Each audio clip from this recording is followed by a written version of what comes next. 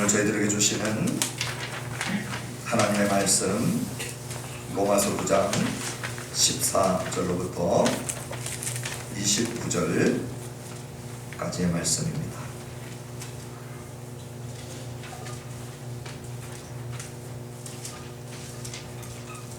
로마서 9장 14절로부터 29절까지 제가 가지고 있는 성경책 신약성경 251페이지 우리 하나님의 말씀을 한 절씩 교독하실 때 제가 먼저 9장 14절의 말씀을 먼저 봉독합니다.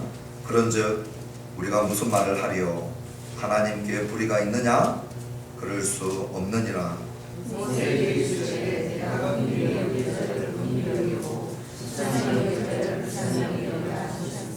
그런즉 원하는 자로 말미암음도 아니요 다른 박질하는 자로 말미암음도 아니요 오직 긍휼히 여기시는 하나님으로 말미암음이니라. 성령이 하나님에게 이르시되 내가 이 일을 위하여 너를 세웠으니 또 너로 말미암아 내 능력을 보이고 내게 능력이 가득하게 하리라. 그런즉 하나님께서 하고자 하시는 자를 긍휼히 여기시고 하고자 하시는 자를 완악하게 하시느니라.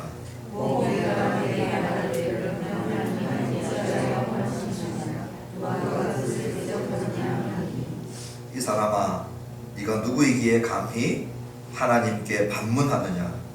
지음을 받은 물건이 지은 자에게 어찌 나를 이같이 만들었느냐 말하겠느냐?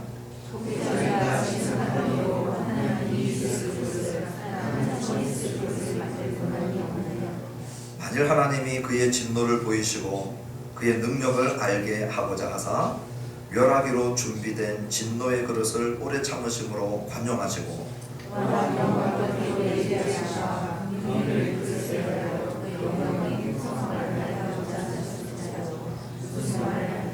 이 그릇은 우리니 곧 유대인 중에서뿐 아니라 이방인 중에서도 부르신 자니라.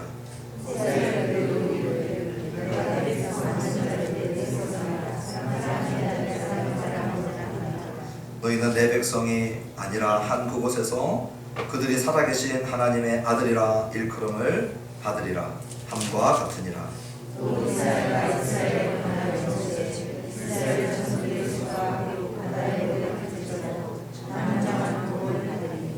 주께서 땅 위에서 그 말씀을 이루고 속히 시행하시리라 하셨느니라.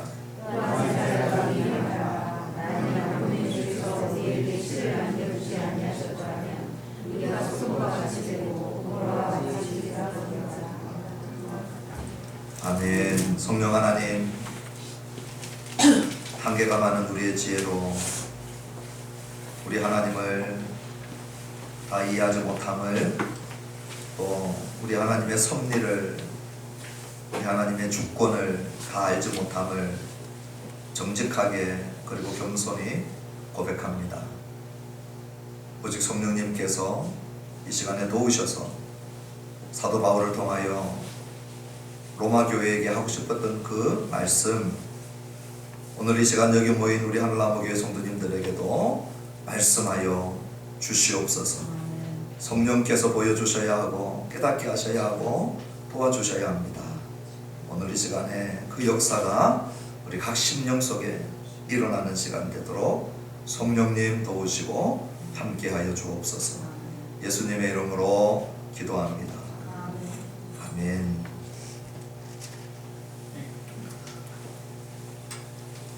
하나님의 주권과 관련되어져서 참으로 많은 의문과 또 일종의 우리 안에 반항심이 드는 그러한 본문이 오늘의 이 본문일 것입니다.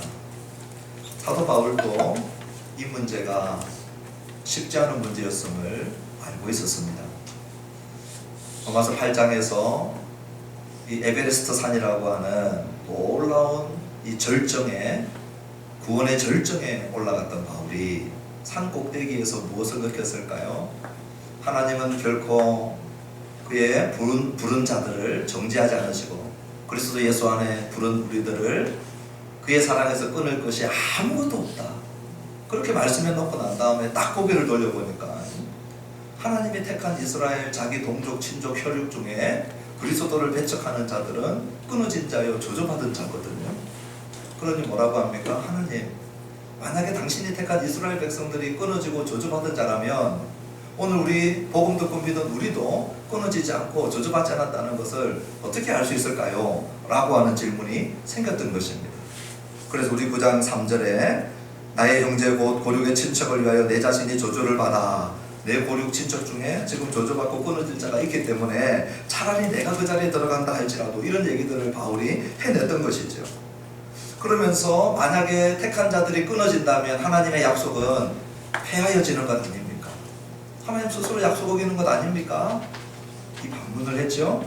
그 반문에 6절에서 바울이 뭐라고 하냐면 하나님 말씀 폐하여진 것 같지 않다는 거예요. 어떻게 폐하여진 것 같지 않느냐? 아하, 하나님, 당신이 택한 이스라엘이 전부 다 하나님의 구원받는 이스라엘이 아니군요. 이스라엘에게서 난 그들이 다 이스라엘이 아니다. 육적인 이스라엘이 자동적으로 영적 이스라엘 되는 것 아니다. 그 말을 8절에서 반복했습니다. 곧 육신의 자녀가 하나님의 자녀가 되는 것이 아니고 오직 약속의 자녀가 시로 여기심을 받는다. 그래서 그 예를 이스마엘과 이삭, 에서와 야곱의 예를 들었습니다. 똑같이 아브라함의 자식인데 이스마엘도 아브라함 자식이고 이삭도 아브라함 자식인데 하나님이 이삭을 그 시로 여기시고 똑같이 이번에는 엄마 아빠도 똑같은 이 에서와 야곱 둘 다 중에 우리 하나님이 야곱을 더 사랑하셨다. 이삭과 야곱은 택하시고 이스마엘과 에서는 그러한 택함 가운데 들어오지 못하는데 겉에 보기에는 전부 다 아브라함의 자식들이었어요. 아브라함의 손자들이었어요. 아브라함의 혈통이었어요. 그런데 그 중에 영적 아브라함이 자손들이 있고 약속의 자녀들이 있고 그렇지 않는 자녀들이 있으므로 바울이 아하 그렇군요 하면서 우리가 어떻게 끝났냐면 13절에 이렇게 끝났습니다. 우리 13절 같이 한번 읽어보십시다. 시작. 기록된 바 내가 야곱은 사랑하고 에서는 미워하였다 하심과 같으니라. 이 말씀은 에서가 정말 사랑스러운데 우리 하나님이 억지로 에서를 미워하기로 결정하시고 작정하시고 에서를 미워했다 이 말이 아닙니다. 이 말은 히브리인들의 수거적 표현들이에요. 내가 둘 다 사랑스러운데 그 중에 더 사랑하는 자가 누군가 할 때 하나는 사랑하고 하나는 미워했다라고 하는 수거적 표현을 합니다. 그러므로 오늘 이 표현은 우리 주님이 야곱을 더 사랑하셨다. 야곱같이 에서를 사랑하지는 않았다. 그 얘기를 하고 싶었던 거예요. 그렇게 수거적 표현을 이해한다고 할지라도 여전히 질문이 따라 나옵니다. 그 질문이 뭐냐? 14절이죠. 하나님 불의한 거 아니냐? 누구를 더 사랑하고 덜 사랑하는 표현으로 우리가 이해를 한다고 할지라도 왜 누구를 더 사랑하느냐? 그럼 덜 사랑받은 사람은 어떻게 되느냐? 이 질문이 따라 나왔죠. 그래서 바울이 오늘 14절에 그 질문을 가지고 나옵니다. 우리가 하고 싶었던 질문들을 바울이 대신 해주고 야곱이 더 사랑받았고 에서가 덜 사랑받았다 할지라도 덜 사랑받은 자 입장에서 볼 때에는 하나님 불의한 것 같습니다 라고 얘기하고 싶었던 것이죠. 그런데 이 여기까지 오면서 바울이 정말 강조하고 싶었던 것은 뭐냐면 11절이었습니다. 11절 중간 쭉 보면 뭐라고 말씀하고 있냐면 우리 11절을 그냥 처음부터 다 한번 읽어보십시다. 11절 시작. 그 자식들이 아직 나지도 아니하고 무슨 선이나 악을 행하지 아니한 때에 택하심을 따라되는 하나님의 뜻이 행위로 말미암지 않고 오직 부르시는 이로 말미암아 서게 하려 하사. 그랬어요. 행위로 말미암음이 아니라는 거예요. 다시 얘기하면 설령 약속의 시로 부름을 받은 이삭과 야곱이라 할지라도 그들 안에 하나님의 사랑을 받을 만한 행위를 했기 때문에 하나님이 그들을 사랑하시고 부르시고 택한 것이 아니라는 거예요. 그들의 행위하고는 아무 상관이 없다는 거예요. 오히려 행위적으로 볼 때에는 야곱이 에서보다 더 낫다라고 절대 얘기할 수 없어요. 우리가 창세기를 읽어보면 야곱은 속고 속이고를 계속 반복하면서 자기도 꽤나 많이 속였습니다. 그렇기 때문에 행위를 따지고 본다면 야곱은 소망 없다는 거예요. 그런데 야곱이 부르심을 받을 수 있는 이유는 뭐냐? 그 야곱의 행위를 근거로 해서 하나님이 부른 것이 아니라는 거예요. 이건 이 얘기를 하고 싶었던 것입니다. 그럼에도 우리는 어떻게 들립니까? 덜 사랑받은 에서가 불의하게 보이죠. 우리 하나님이 불의한 것처럼 보이죠. 그래서 14절에 바울은 그 질문을 가지고 나오면서 먼저 답을 하고 나갑니다. 하나님께 불의할 수 있느냐? 그럴 수 없다. 우리 하나님은 불의하지 않다는 거예요. 그러면서 29절 끝날 때까지 이제 바울이 뭘 하냐면, 제가 이제 설교 끝날 때까지 이거 하다가 내려갈 텐데, 바울이 인간적인 논리를 가지고 이 하나님의 주권이 행포처럼 느껴지고 하나님의 자유로운 주권이 마치 변덕스러운 폭군처럼 느껴지고 그 선택에 선택받지 못한 자들은 억울해 보이고 그런 하나님을 불의하게 생각하고 그런 느낌이 드는 하나님을 바울이 구원하지 않아요. 바울이 그 하나님에 대해서 막 변명을 들어놓지 않아요. 어떻게 보면 바울이 그냥 돌직구를 빡빡 던지면서 계속 나가요. 우리 하나님은 불의한 것 아니다. 그러면서 구약 성경을 4번 인용을 합니다. 그 구약 성경을 4번 인용을 하는데 이 구약 성경을 인용할 때마다 그 구약 성경이 펼쳐지고 있는 문맥, 예를 들어서 1장을 인용하면 1장 전후의 문맥이 뭔가, 33장을 인용하면 33장 전후의 문맥이 뭔가, 어떤 문맥에서 얘기하고 있는가, 이것을 바울이 길게 설명하지 않아요. 그냥 인용하고 하고 싶은 얘기 한마디하고 가버려요. 그냥.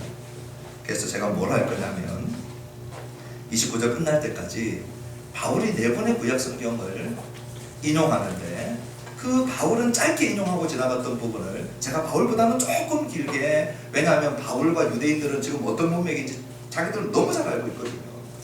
그러나 제가 남은 시간들은 짧은 시간이지만 할애를 해서 도대체 성령께서 바울을 통하여 이 하나님의 주권적 자유를 왜 불의하지 않은가, 도대체 뭘 얘기하고 싶은가, 어떤 주권인가를 구약 성경에서 어떻게 얘기하고 있는가, 우리 하나씩 따라가 보기를 원합니다.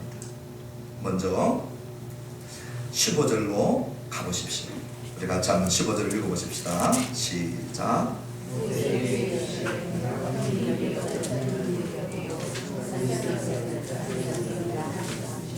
아멘. 자, 첫 번째 구약 성경 인용인데요. 출애굽기 33장 19절을 인용해 버렸어요. 그러면 출애굽기 33장 앞에는 몇 장이 있겠습니까? 할렐루야, 위대한 진리입니다. 32장이 있어요. 출애굽기 32장에 무슨 일이 있었는가, 우리 한번 다 같이 한번 가보십시다. 출애굽기 32장. 자, 출애굽기 32장.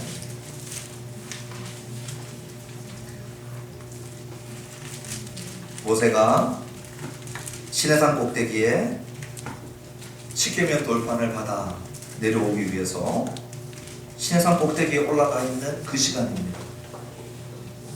이스라엘 백성들을 애굽에서 불러내신 하나님, 구원해내신 하나님, 그의 놀라운 주권으로 이스라엘의 도움 하나도 받지 아니하시고 혼자서 바로가 바로의 군대를, 최정의 부대를 패배시키신 그 하나님을 만나고 있는 산 꼭대기에 하나님의 임재가 모세를 만나고 있는 그 시간에, 십계명을 주고 있는 그 시간에 산 밑에서는 무슨 일이 일어나고 있는가가 32장 내용의 전체입니다.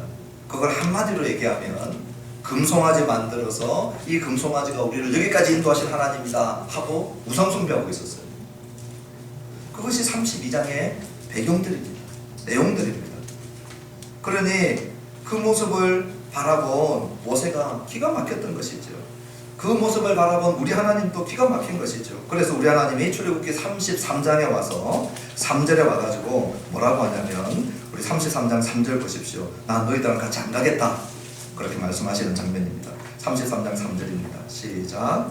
너희를 적과 꿀이 흐르는 땅에 이르게 하려니와 나는 너희와 함께 올라가지 아니하리니 너희는 목이 곧은 백성인즉 내가 길에서 너희를 진멸할까 염려함이니라 하시니. 그러니 이 목이 곧은 백성이 잠깐 그 시간들을 참지 못하고 우상 숭배하고 금송아지 만들어 놓고 이 금송아지가 우리를 여기까지 인도하신 하나님이라고 했을 때에 우리 하나님이 더 이상 너희와 함께하지 않겠다는 거예요. 함께하면 이 패역한 백성들을 내가 진멸할 수밖에 없기 때문에 함께하지 않겠다. 그때 모세가 하나님 앞에 주님이 우리와 같이 가셔야 됩니다. 주님이 함께 가지 않으면 우리는 하나님 백성도 아니고 우리는 아무 의미 없습니다.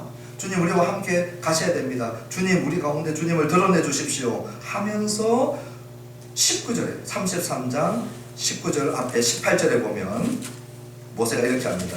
모세가 이르되 원하건대 주의 영광을 내게 보이소서. 하나님이 누구신지 드러내십시오 그랬어요. 그랬더니 하나님이 자기 자신이 누구신지 드러내는 것을 대신해서 말씀을 하셨는데 그 말씀으로 주신 것이 오늘 바울이 인용하고 있는 이 19절의 출애굽기 33장 19절의 말씀인 거예요. 그 말씀을 보니까 뭐라고 하고 있느냐. 후반절에 나는 은혜 베풀 자에게 은혜를 베풀고 긍휼히 여길 자에게 긍휼을 베푸느니라. 만약에 하나님의 공의대로 심판을 하면 어떻게 되느냐. 우상 숭배한 자는 토라의 법에 의해서 하나님이 진멸시켰어요. 그런데 하나님이 진멸시키지 않고 남겨둔 것은 그 이유가 뭐냐. 하나님이 은혜를 베풀었다는 거예요. 하나님이 긍휼을 베풀었다는 거예요. 내가 진멸할 수 있는 그러한 주권도 나한테 있고 그러한 법도 너희들하고 이미 얘기했고 너희도 거기에 다 서약했지만 그 서약을 어긴 너희들을 진멸하는 것이 공이지만 내가 진멸하지 아니하고 남겨두는 이유. 레위지파가 나와서 많이 살려겠지만 다 죽이지 않았잖아요. 그렇게 살려둔 그 모습을 뭐라고 하고 있느냐. 하나님이 은혜 베풀 자에게 은혜 베풀고 불쌍히 여길 자에게 불쌍히 여기고 긍휼히 여길 자를 긍휼히 여겼다. 그렇게 말씀하고 있는 거예요. 그러므로 오늘 하나님의 주권이 어디에 강조점을 두고 있느냐. 긍휼을 베푸시는 곳에 강조를 두고 있는 모습을 보게 되는 것이죠. 그러면서 하나님은 불의하지 않다. 만약 너희들 공의를 원하냐? 그러면 하나님의 공의의 심판이 임하면 어떻게 되는 줄 아느냐? 레위의 칼에 다 죽어야 됩니다. 그래서 로마서 9장 16절에 와보시면 그런즉 원하는 자로 말미암음도 아니요 다른 박질하는 자로 말미암음도 아니요 오직 긍휼히 여기시는 하나님으로 말미암음이니라. 너희들 이삭, 야곱 자꾸 그들을 부르신 것에 대해서 의문하고 반문하고 불의하다라고 얘기하는데 야곱도 이삭도 내 긍휼의 대상이었다는 거예요. 그럼 나머지는요? 나머지는 그들의 죄악 가운데 태어나서 죄를 행하고 우상 숭배하고 하나님을 대적하다가 범죄 가운데 살아가는 죄의 삭신 사망이 합당한 자인데 우리 하나님이 은혜와 긍휼을 베풀기로 작정하시고 그들에게 이삭에게 야곱에게 부르시는 자에게 은혜와 긍휼을 베푸는 주권을 행하고 있다는 것입니다. 그러면서 두 번째 성경을 인용을 합니다. 그것이 17절 18절에 바로와 관련되어서 말씀을 하고 있어요. 이 바로와 관련된 얘기는 이스마엘이나 에서에 대한 이해를 돕도록 하는 것입니다. 우리 17절 같이 한번 읽어보십시다. 시작. 성경이 바로에게 이르시되 내가 이 일을 위하여 너를 세웠으니 본도로 말미암아 내 능력을 보이고 내 이름이 온 땅에 전파되게 하려 함이라 하셨으니. 우리 하나님이 바로한테 지금 얘기하고 있는 거예요. 뭐라고 하냐면 내가 내 이 일을 위하여 너를 세웠다는 거예요. 그리고는 뭐라고 하시냐면 내 능력을 보이고 너를 통하여서 내 이름이 온 땅에 전파되게 하려 함이라. 그 얘기를 하고 있어요. 그러면서 우리 18절까지 한번 읽어보십시다. 시작.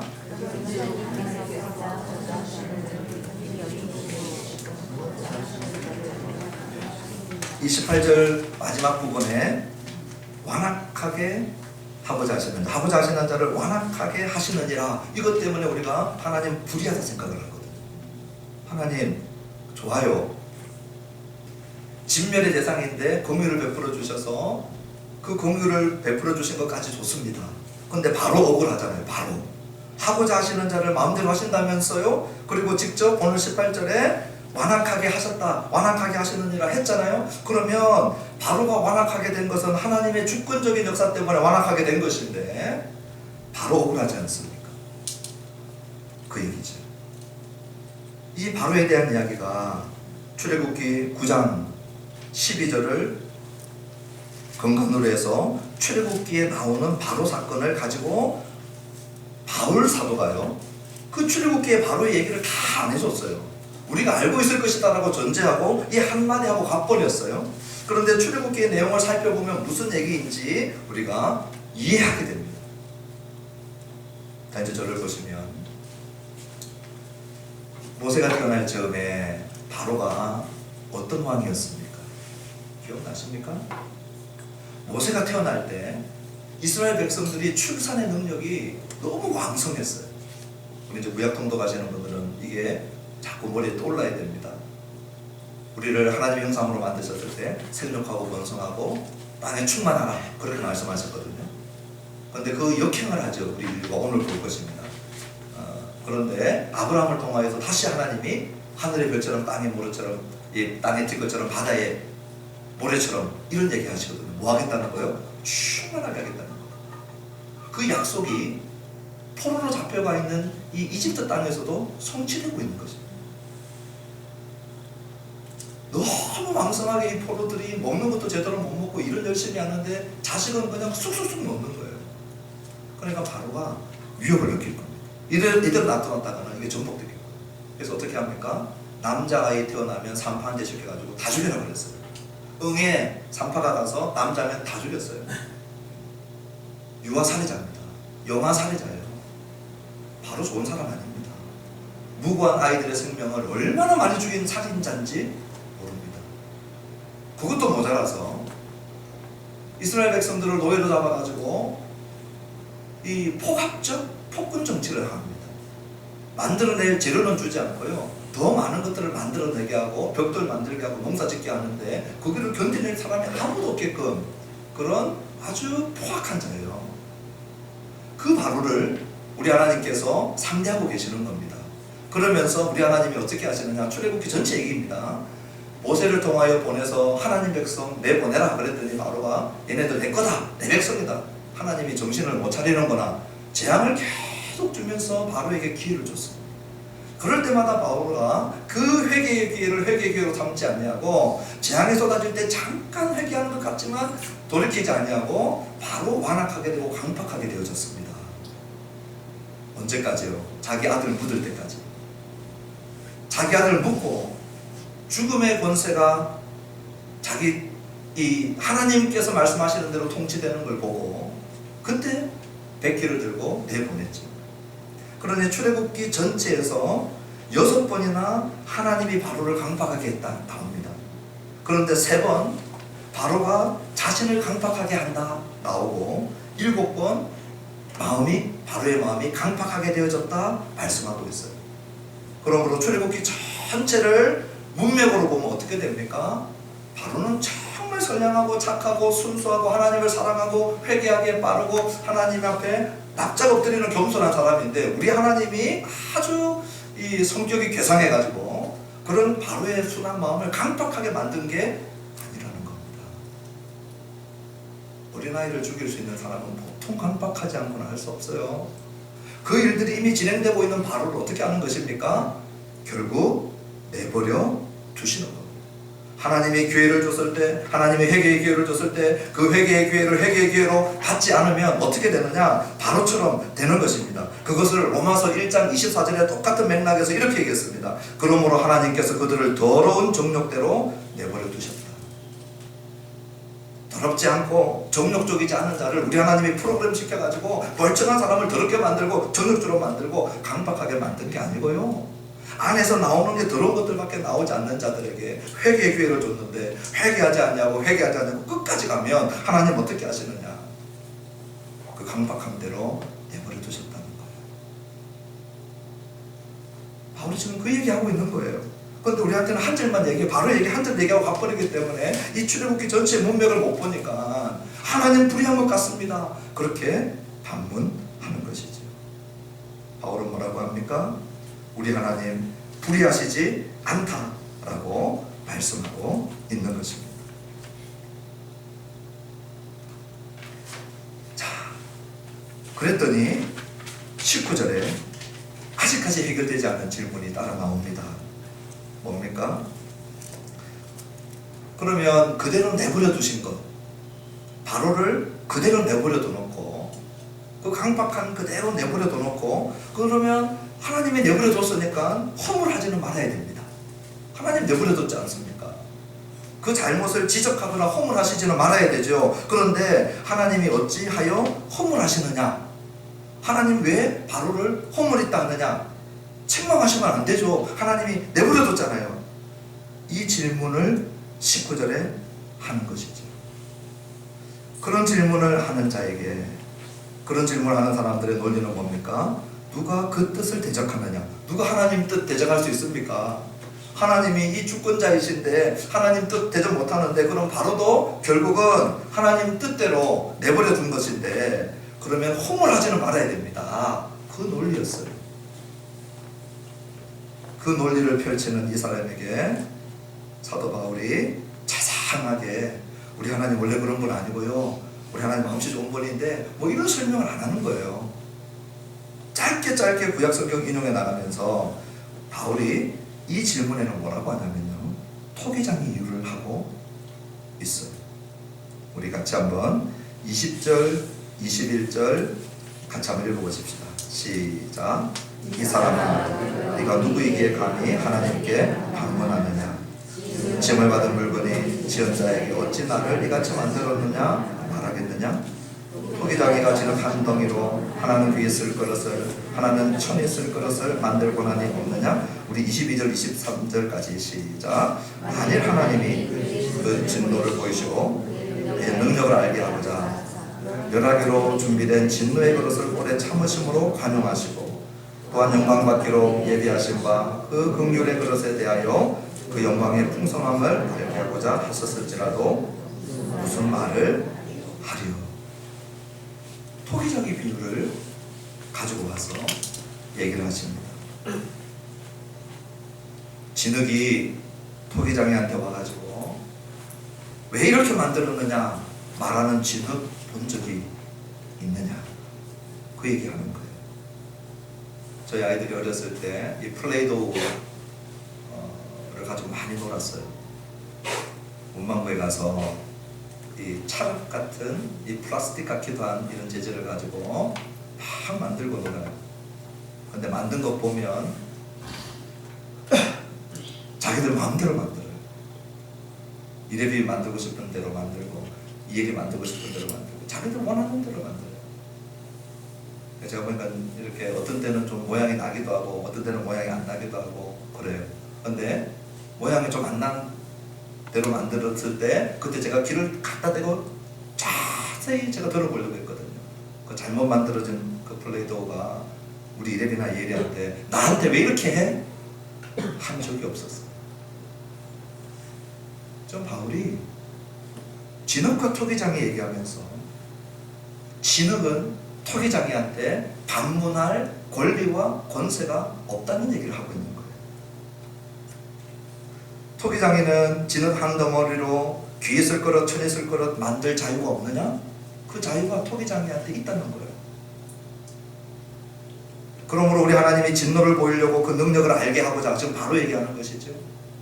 바로에게 기회를 주고 기회를 주고 기회를 줬는데, 그 기회를 끝까지 거부하고 강박하게 회개하지 않을 때에, 그 회개하지 않음을 통하여서 우리 하나님은 뭐하고 계시느냐? 우리 하나님의 능력을 계속해서 또 드러내고 계시는 겁니다. 그게 하나님의 지혜와 하나님의 섭리 안에서 일하시는데, 그 10가지 재앙들은 거의 대부분 그 당시에 애굽의 신들이었어요.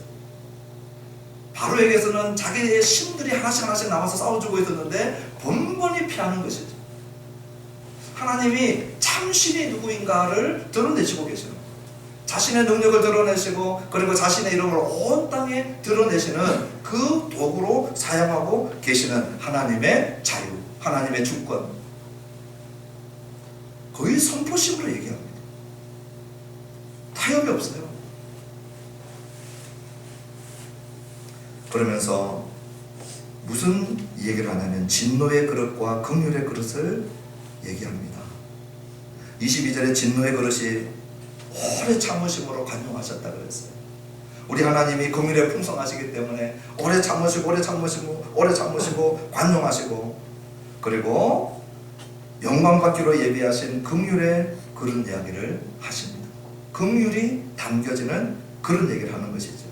그 하나님이 긍휼을 부어주심으로 말미암아 그 영광의 풍성함을 드러내신다. 우리의 행위가 아니고 우리의 자격이 아니고 우리의 의가 아니고 우리는 공의로 하나님이 우리를 대하면 진멸의 대상인데 하나님이 긍휼을 베풀어 주셔서 우리를 긍휼의 그릇으로 지금 삼아 주고 계시는 모습을 얘기하고 있는 것이죠. 그러면서 그 긍휼의 그릇을 두 가지로 얘기를 하고 있는데요. 24절입니다. 우리 한번 읽어보십시다. 시작.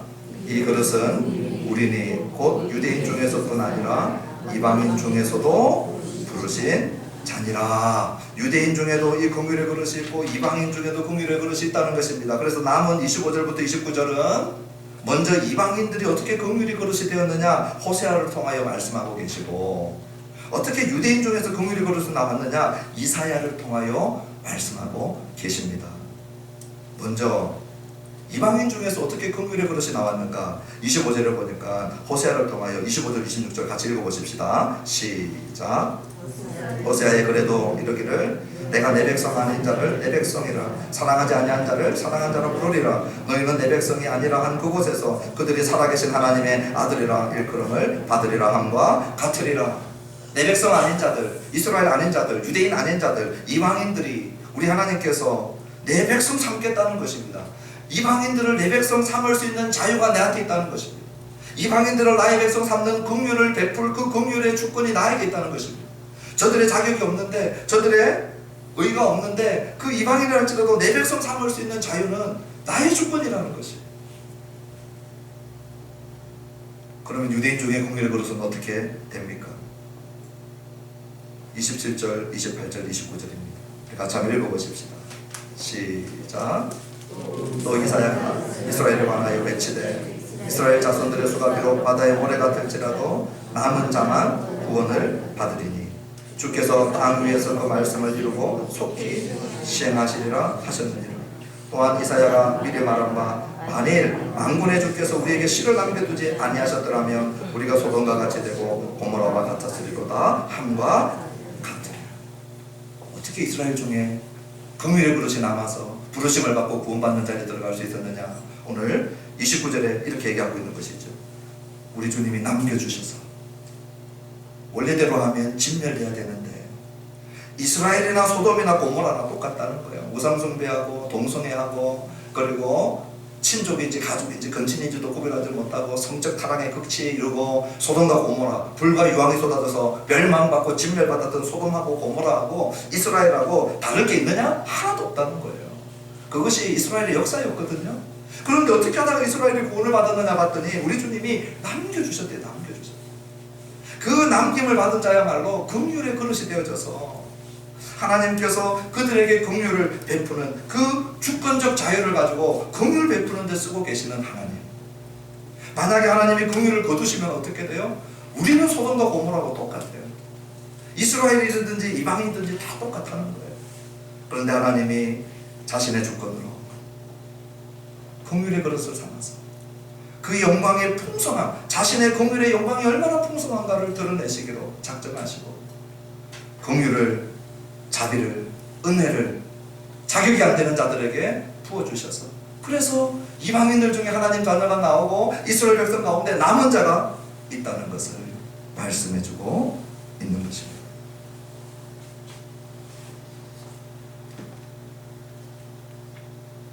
하나님 불의하십니까?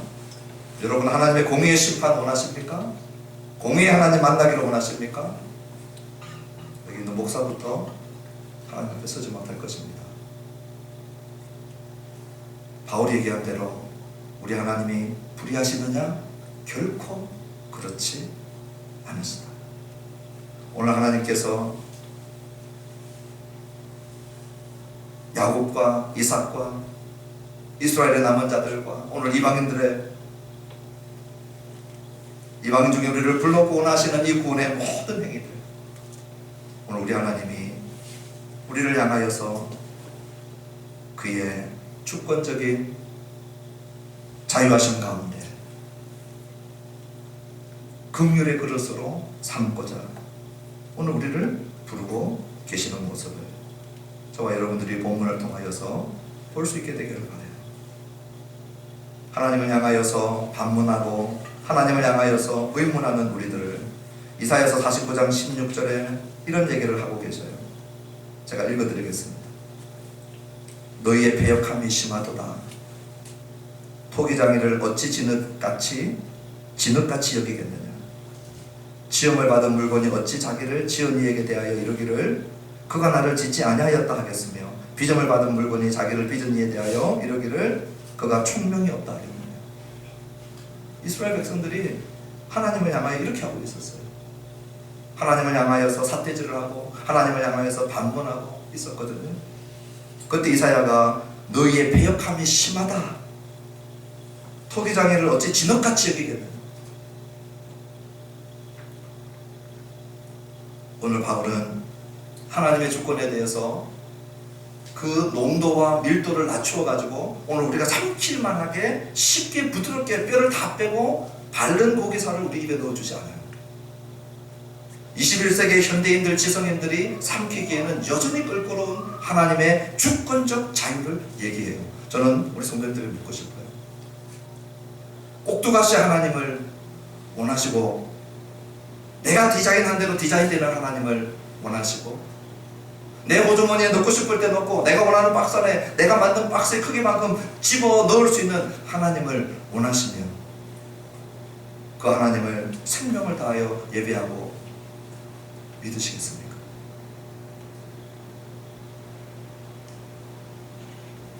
요즘에 동백꽃 필 무렵인가요?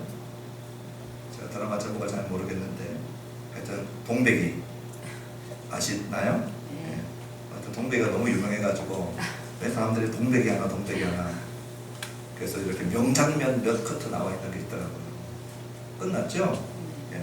그래서 못 봐서 하도 동백이에서 명장면 몇 커트를 이렇게 추적해봤어요. 하나 기억에 남는 장면이 있는데 제가 잘 모르니까 틀리면 나중에 틀렸다 얘기해주세요. 하여튼 동백이 엄마가 상황이 어려워서 동백이를 버린 것 같아요. 어렸을 때. 그리고는 하여튼 한 27년인가 약 30년 다 돼가지고 돌아온 거죠. 돌아와서 동백이가 오해를 많이 하죠. 이제 나를 버릴 때는 언제고 이제 돌아왔나. 나중에 보니까 왜 돌아왔는가 봤더니 보험금을 동백이 이름으로 넣어주고 자기는 물질병에 걸려서 이제 죽어가면서 그 보험금이 동백이한테 가게 하려고 왔더라고요. 근데 다른 살림을 차리고 사는 동안에 그 집에 아버지를 통해 있는 딸들이 있을 거예요. 하여튼 제가 내막은 잘 모르겠는데 그래서 왜 그 집 딸한테 안 주고 동백이한테 주냐고 하여튼 그거 찾아가서 막 따지는 그때에 이 아주머니가 벌떡, 동백이 엄마죠, 벌떡 일어나가지고 내가 27년 동안 내 딸 밥 먹이지 못한 그 밥값을 내가 굶어서라도 내가 보험금을 내가 빠뜨리지 않고 넣어서 내 것 가지고 내 마음대로 하는데 너희들이 뭐야 하고 저보다 훨씬 더 걸쭉한 언어를 썼지만 내 것 가지고 내 마음대로 하는데 너희들이 뭐야.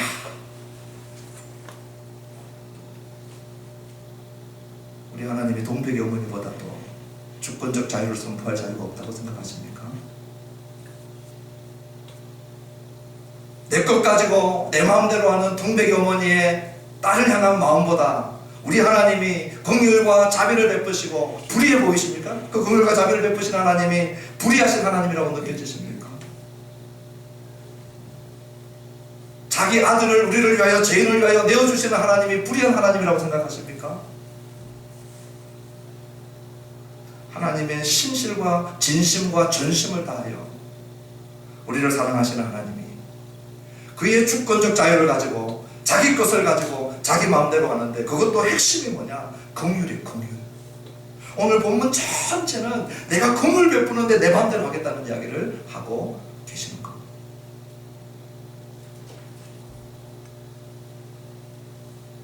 오늘 이 말씀은 어떻게 보면 아직 하나님을 구하고 찾고 있는 자들에게도 소망이 되는 말씀입니다. 우리 하나님이 주권적 자유로 우리를 부르실 때 그때 우리가 부름받아 나오는 거거든요.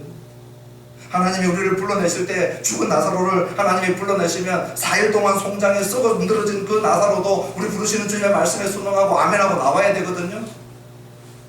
무에서 유를 창조하시는 그분이 성경의 하나님입니다. 저는 이 하나님을 믿고 이 하나님이 말씀하시고 부르시면 이방인 중에서도 이스라엘 중에서도 소돔 같고 고모라 같은 우리도 남겨주시고 주님을 아버지하고 돌아와서 믿게 하는 역사가 우리 하나님의 주권적인 역사로 일어났는데, 이 소망이 아직 주님을 알지 못하는 자들에게도 여전히 소망되는 소망인 것이죠. 제가 볼 때 우리 아버지는 절대 돌아오지 않는다. 내 남편은 절대 무릎 꿇지 않을 것이다. 주님 앞에 어떻게 사우디아라비아가 죽게 돌아오겠는가? 어떻게 김일성을, 김정일을, 김정은 체제 안에서 공성교육을 받은 저들 가운데 어떻게 복음이 전거될 것인가? 어떻게 TBS의 불자들이 돌아올 것인가? 우리의 죄로는 필요 없어요. 그러나 우리 주님이 그 긍휼의 주권적 자유하심으로 그들에게 공유를 주기를 원하시고 부르시면 그들도 우리처럼 주님 앞에 나오는 것. 오늘 이 말씀은 신자인 우리들에게도 소망과 위로가 되는 말씀이에요. 만약에 주님이 주권적으로 저를 부르지 않았다면, 그분이 주권적으로 나를 성화시켜 나가고 영화의 단계로 이끌어 나가는 그 주권이 만약에 주님께 없고 저에게 있다면 저는 날마다 두려움과 공포 속에서 살 것 같아요.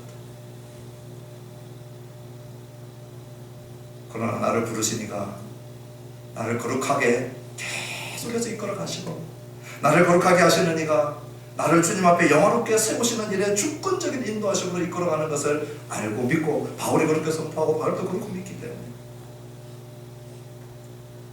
오늘 신자인 우리에게도 이 하나님의 주권은 위로와 소망이 되는 줄 믿습니다. 제가 오늘 설교를 마치면서 이 짧은 설교를 통하여 하나님의 주권적 자유에 대해서 우리의 의문이 다 사라지게 할 수 있다, 저는 그렇게 생각하지 않아요. 제가 소두에 시작했던 것처럼 바울도 그렇게 하지 않아요. 바울은 저보다 훨씬 더 짧게 지나갔어요. 그냥 돌직구를 집어던지고 너 어떤 하나님 믿을래? 그 얘기하고 지나가는 거예요. 네 마음대로 할 수 있는 하나님 믿을래? 아니면 하나님 마음대로 하시는 하나님, 그분의 성품과 그분됨을 알 때 그 하나님 마음대로 하셔도 괜찮은 하나님, 내 마음대로 할 수 없는 그 하나님, 어떤 하나님이에요? 바울은 저보다 훨씬 더 세게 얘기하고 지나갔어요. 그래서 저도 가시 바르고 살만 입에 넣어줄 자신이 없다고 얘기했어요. 말씀을 마치면서 투박하게 남겨져 있는 이 하나님의 주권, 이번 한 주간 여러분 묵상하고 고민해 보십시오. 100% 내가 다 이해되고 내 마음대로 조종하고 내 마음대로 디자인하는 대로 나하고 생각이 동의되는 그 하나님을 나의 하나님으로 찾고 계십니까?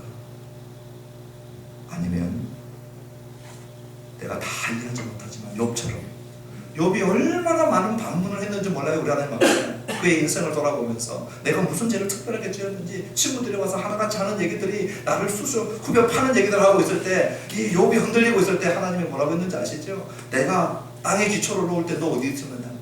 내가 땅에 주춧돌을 놓을 때 너 어디 있었느냐? 내가 바다의 경계를 정할 때 너 어디 있었느냐? 대답하라. 욥이 한마디도 못해. 너 나한테 반문할 권한도 없다는 거 아니? 나는 하나님이고 넌 피조물이야. 우리 둘의 갭은 네가 생각하는 것보다 훨씬 커 하고 욥기가 끝나요.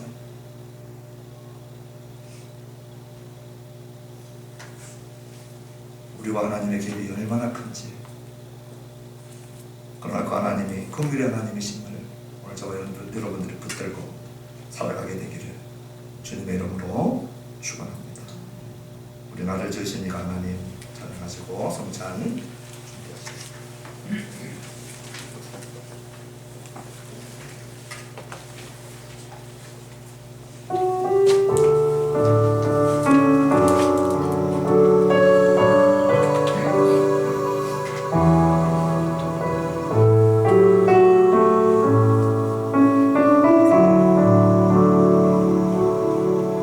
나를 지으신 이가 하나님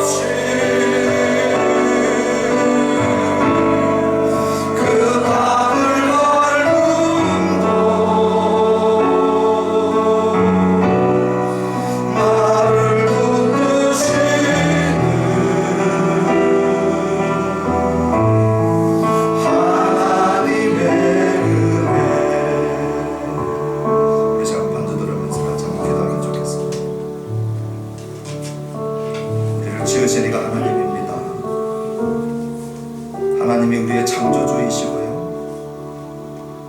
그분이 우리의 소유권을 가지고 계신 분이십니다.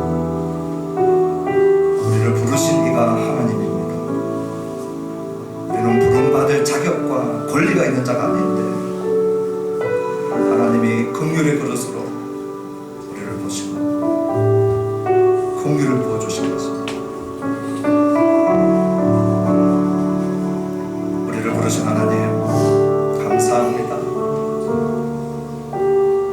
끝까지 붙드시는 주권이 주께 있음을 알고 그 안에서 우리가 안심하고 감사하고 달려갑니다. 우리 주님 폭군이 아닙니다. 아들을 주셨습니다. 이제 우리가 그 성찬에 참여합니다. 어떤 신이 자기 아들을 내어줍니까? 어떤 아버지가 자기 아들을 내어줍니까? 오늘 이 시간 성령님 하나님의 시푸른 주권을 드러내시고 그 주권 안에 있는 하나님의 은혜와 사랑과 긍휼과 풍성함, 그 긍휼의 자비의 풍성하신 우리 하나님, 오늘 아들의 피를, 아들의 살을 우리가 먹고 마시면서 또 그것을 기념하면서 긍휼의 풍성하신 하나님 감사합니다. 그 사랑에 동참하고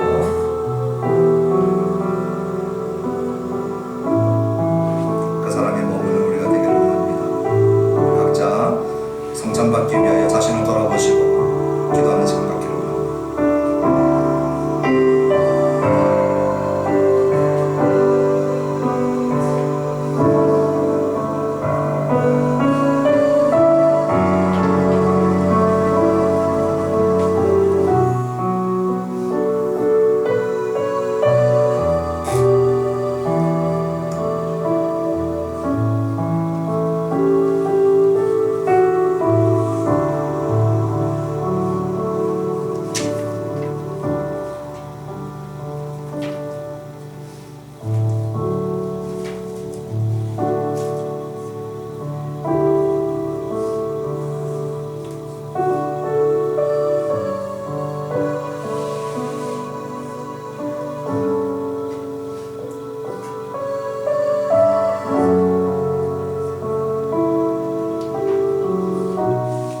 내가 너희에게 전한 것은 주께 받은 것이니 곧 주 예수께서 잡히시던 밤에 떡을 가지사 축사하시고 떼어 이르시되 이것은 너희를 위하는 내 몸이니 이것을 행하여 나를 기념하라 하시고, 주님 이 시간